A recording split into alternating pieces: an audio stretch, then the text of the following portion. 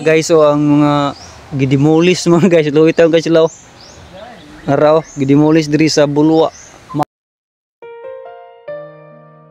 Sa bawat patak ng ulan,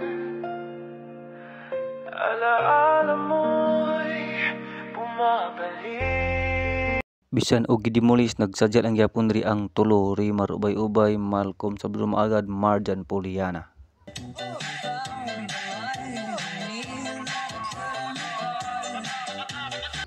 Sa history aning maong yuta sa sinaunang panahon, ang ilang mga ginikanan gyud mo nagfight sa kaso ani para matituluhan ni sa mga Albaris na mga yuta kining Maagad compound sa Suntin Bulwa, o nagipasaop sila diri sa Tag-iya.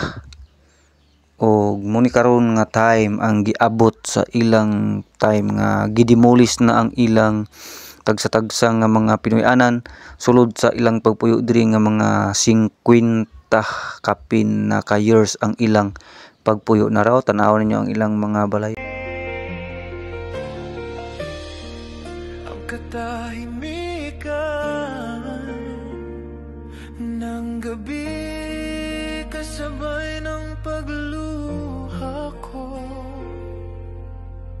Hindi sana ako naging ganto kung hindi mo ako iniwan. Kani nga balay kang Antimerna, ila Maricel, ila ni Rimar, og ila ni Salmo, ila ni Antirot, nadira ni Uncle Mario, og sa tanan nga nagpuyo diri ila Samson nga wala nako na ilan og kinsa. Og atong imagino no, sulod sa dugay ng panahon lang pagpuyo diri mo ni nahitabo sa tagsa-tagsa nila ka mga panimalay diri sa Maagad compound diri sa Suntin Bulwa. Og kanisa ila ang waiting shed diri sa Mangga nga mao gyud ang tigumanan. Og kanisad mo ni ang ilang balay alampuanan tigumanan sa Maagad compound diri sa Bulwa, Suntin, CDO. Kung sa Tagalog pa, bakit nagkaganito? Sa gitna ng dilim, araw-araw kong iniintindi,